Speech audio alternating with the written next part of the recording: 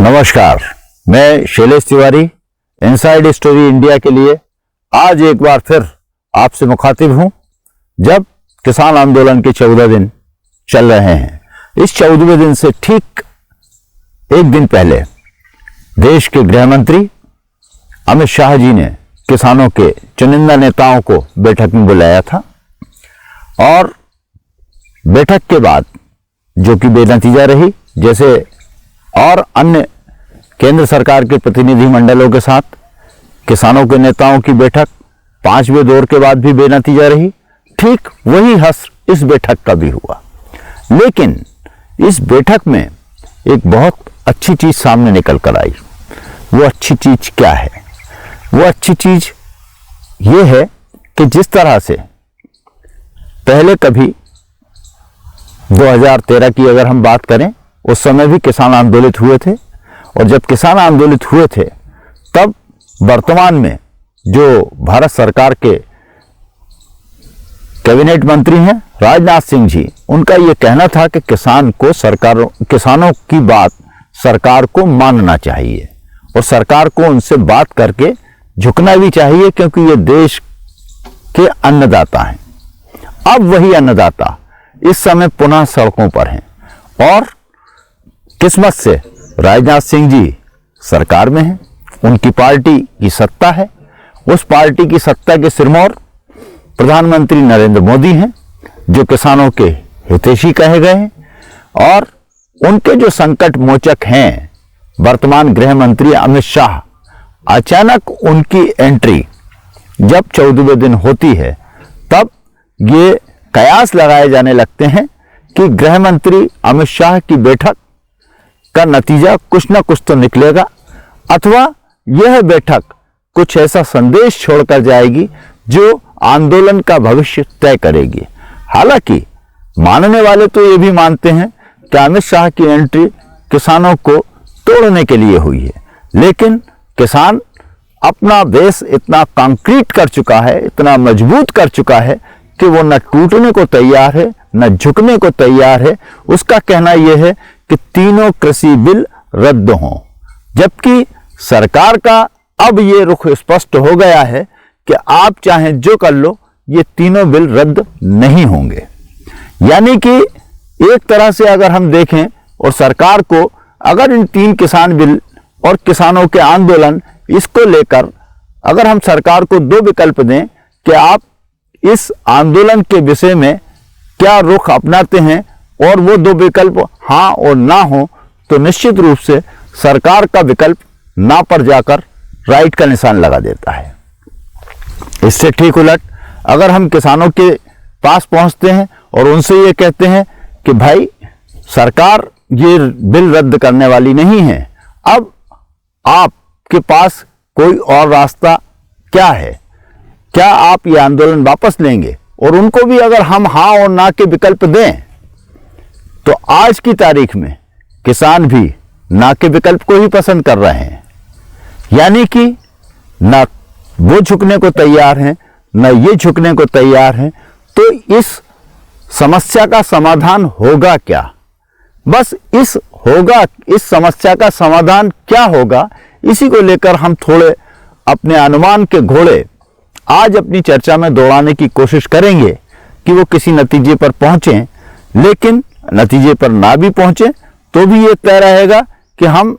किसी ना किसी तरह से ये निश्चित जान जाएंगे कि सरकार और किसान चाहते क्या हैं। तो पहली बात करते हैं हम सरकार की। सरकार ने तीनों बिल लागू किए, तब से ही सरकार के मंत्री और जिस भाजपा की सत्ता है उस सत्ता के जो नेता हैं, अन्य दलों के जो संगठन के नेता हैं, उनका भी कहना क्या है कि ये तीनों बिल किसान के लिए हितकारी हैं। उनका इससे समृद्धि होगी, उनका जीवन आर्थिक रूप से खुशहाल होगा। ये दावा लगातार सरकार की ओर से बिल लागू करने के बाद से किया जा रहा है और आज तक किया जा रहा है। और संभवतः जैसा कि अभी तक रुख दिखा है,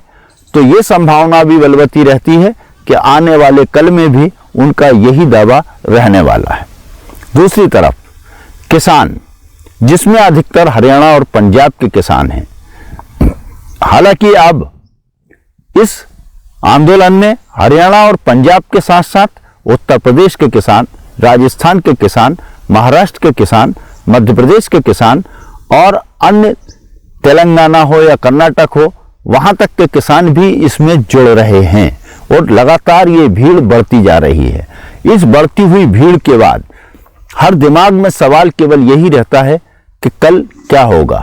अब इस कल क्या होगा कि जो गुत्थी है इसको सुलझाने के लिए तो आने वाले वक्त का ही इंतजार करना है, लेकिन हम अपने अनुमान की, अपने कयास की बात करते हैं तो जिस तरह से केंद्र सरकार ने अपना रुख स्पष्ट कर दिया है कि यह कानून रद्द नहीं होगा, दूसरी तरफ किसान नेता यह कहते हैं कि अगर यह कानून रद्द नहीं होगा तो वो भी दिल्ली को घेरे रहेंगे, सिंघू बॉर्डर से लेकर रोहतक बॉर्डर तक। हर स्थिति में वो वहां डटे रहेंगे, वो वहां से हटने वाले नहीं हैं। इसके पीछे उनका यह कहना है कि हम तो यहां पर पूरी तैयारी के साथ आए हैं और उस तैयारी का अनुमान इस बात से भी लगाया जा सकता है कि उन्होंने वहां पर लगभग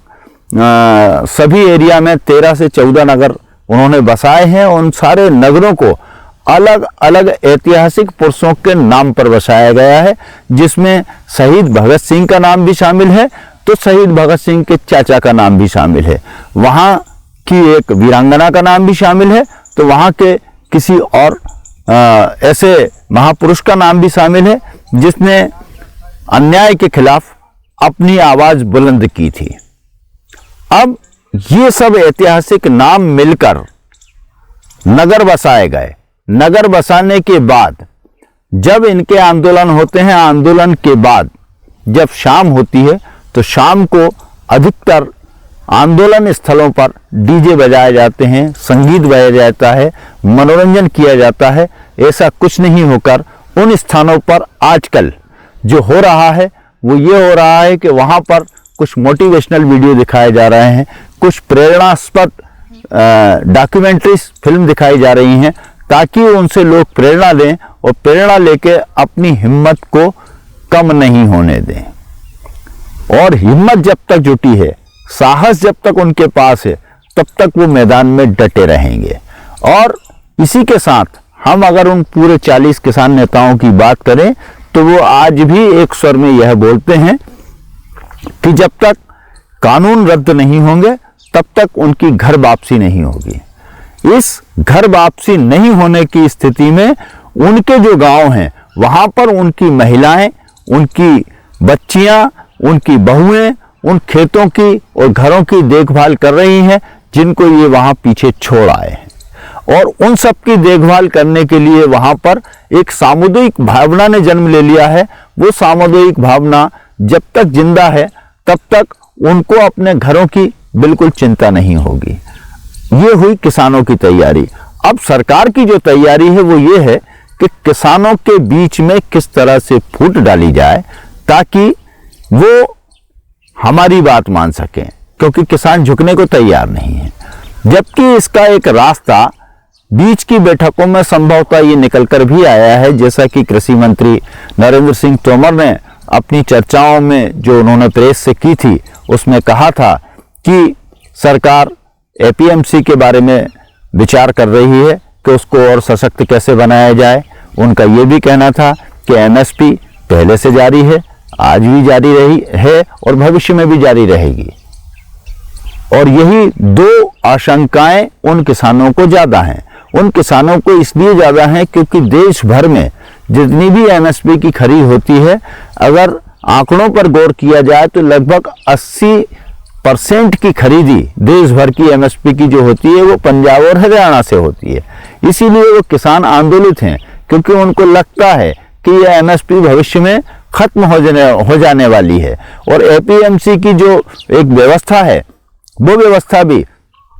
पूरी तरह से इन कानूनों के लागू होने के बाद धराशायी हो जाएगी। जब धराशायी हो जाएगी तो हम उन व्यापारियों के चंगुल में होंगे, उन पूंजीपतियों के चंगुल में होंगे, उन जमींदार या प्रभावशाली लोगों के चंगुल में होंगे जो हमारा आर्थिक शोषण कर रहे थे इस कानून को लागू होने से पहले।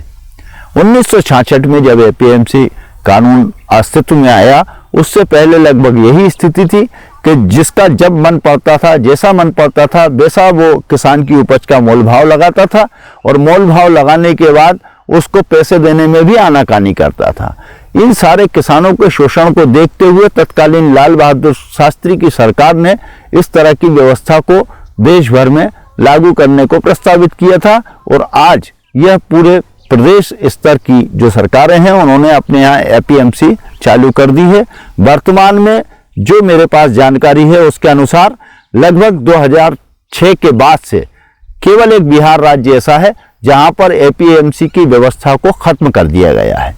यानी कि एपीएमसी की व्यवस्था जिस राज्य में खत्म हुई है और जिस राज्य में एपीएमसी की व्यवस्था चालू है, अगर हम दोनों राज्यों की तुलना करें, जैसे मान लें कि पंजाब, तो पंजाब में जहां एपीएमसी की व्यवस्था लागू है वहां के किसान के आर्थिक हालात क्या हैं, और बिहार जहां पर पिछले लगभग 13-14 साल से ये व्यवस्था ध्वस्त पड़ी हुई है एपीएमसी की, जिसको हम कृषि उपज मंडी समिति कहते हैं, उस कृषि उपज मंडी समिति की ध्वस्त व्यवस्था में किसान किस हाल में है। मुझे कहने की जरूरत नहीं कि दोनों का हालात, दोनों के जो वर्तमान स्थिति है वो आपके पास जानकारी होगी। इसके अपने कोई तर्क हो सकते हैं, लेकिन इन सब के बाद भी कुछ जब किसान झुकने को तैयार नहीं है, सरकार भी यह अपना रुख स्पष्ट कर चुकी है कि वो भी झुकने को तैयार नहीं है, क्योंकि अभी तक की अगर हम स्थिति पर गणना करें तो मोदी और अमित शाह की जो सरकार है वो किसी भी आंदोलन के सामने झुकने को अपनी हार मानती है, और इस हार मानने का जो उनका अहम है, जो उनका अहंकार है, शायद वो इस बार भी उनको झुकने नहीं देगा। और जब वो झुकने नहीं देगा और किसान आंदोलित हैं, उन किसानों के साथ साथ अब दूसरे और दीगर संगठन भी उनके सहयोग में, उनके समर्थन में आकर खड़े होते जा रहे हैं, तब इस देश के हालात बनेंगे क्या। आखिर राष्ट्रवादी किसान भी है क्योंकि वो देश का अन्नदाता है, राष्ट्रवादी हमारी सरकार भी है, और वर्तमान नेता तो उनकी राष्ट्रभक्ति पर संदेह करने की कोई गुंजाइश है ही नहीं। जब दोनों ही एक तरह से राष्ट्र के समर्थन में हैं, लोगों के हित में हैं, तो इन दोनों हितैषियों का मिलन आखिर किस बिंदु पर होगा। वो बिंदु अगर हम केवल अंदाज लगाएं तो ये हो सकता है कि किसान संगठन मिलकर कुछ ऐसे प्रस्ताव तैयार करें जिनका संशोधन इन कानूनों में लिखित रूप में किया जाए, चाहे वो एपीएमसी की व्यवस्था के बारे में हो, चाहे एमएसपी के बारे में हो, चाहे आवश्यक वस्तु अधिनियम में जो भंडारण की छूट हो उसको लेकर कोई इशू हो, कॉन्ट्रैक्ट फार्मिंग को लेकर कोई इशू हो, अथवा और दूसरे दीगर जितने भी बिंदु हैं उन पर एक मसौदा तैयार किया जाए। उस मसौदा को लेकर किसान की जो शंकाएं हैं, उन शंकाओं के निवारण को लिए सरकार के पास वो प्रस्ताव और मसौदा भेजा जाए। सरकार वर्तमान बिलों में उनका संशोधन कर दे, और उन कानूनों में अगर संशोधन हो जाता है तो शायद किसान मान भी जाए। और यही एक रास्ता हमारी जिन विशेषज्ञों से बात हुई, जो खासकर जन आंदोलनों को पर नज़र रखते आए हैं, उनका ये कहना है कि लोग ये जब कहते हैं कि ये सारे आंदोलन राजनीति से प्रेरित हैं, तो ऐसे विशेषज्ञ से जब हमने बात की तो वो बताते हैं कि महात्मा गांधी का आज़ादी का आंदोलन था, तो क्या वो राजनीति से प्रेरित नहीं था? अथवा जेपी ने जो आंदोलन किया था, क्या वो राजनीति से प्रेरित नहीं था? अथवा अयोध्या का जो आंदोलन था, क्या वो राजनीति से प्रेरित नहीं था? या अन्ना हजारे का जो आंदोलन था, क्या वो राजनीति से प्रेरित नहीं था?